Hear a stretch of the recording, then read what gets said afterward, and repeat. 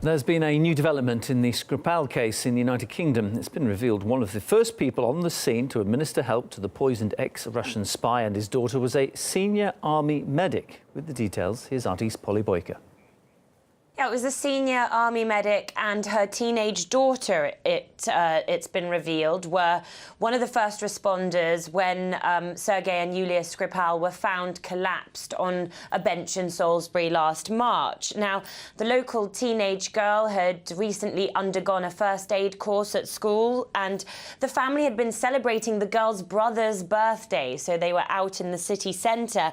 And the 16-year-old girl spotted the pair unconscious, and she'd initially thought that Sergei Skripal was suffering from a heart attack, so she quickly alerted her mother, who happens to be a British Army nurse.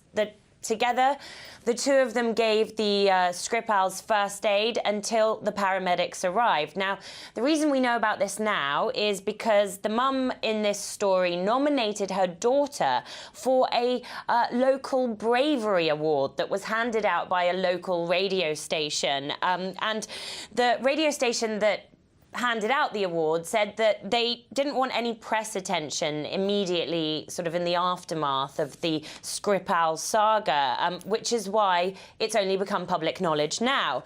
Now, as for the mother's name is Colonel Alison McCourt, and she is now the Chief Nursing Officer for the British Army, and she's got an OBE. She's had quite a career, it's got to be said. She's worked in Kosovo, Bosnia, Iraq, and also treating Ebola in Sierra Leone. It does appear that the girl and her mother live locally, and Alison McCourt appears to have worked in some of the military installations around that area as part of her role in the British military. Now, the Russian embassy in the UK has published a statement on its website in response to the emergence of this story. Take a listen to what they had to say. The fact that this young girl was present at the crime scene together with her mother, Alison McCourt, who happens to be a colonel and the chief nursing officer of the British Army, adds to the numerous extraordinary coincidences characteristic of the Skripal's poisoning. Furthermore, one has to wonder why this information, unusual as it is, has only been made public 10 months after the incident. The Russian embassy has long had a bone to pick with the way the British government has handled the aftermath of the Skripal poisoning.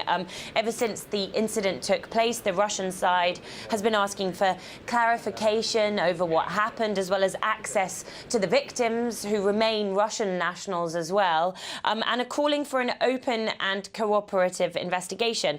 We've also asked the UK's Ministry of Defence to comment on this story, which they've said is a local story, so they won't comment on it. However, they did refer us to Theresa May's original condemnation of the attack against Sergei and Yulia Skripal.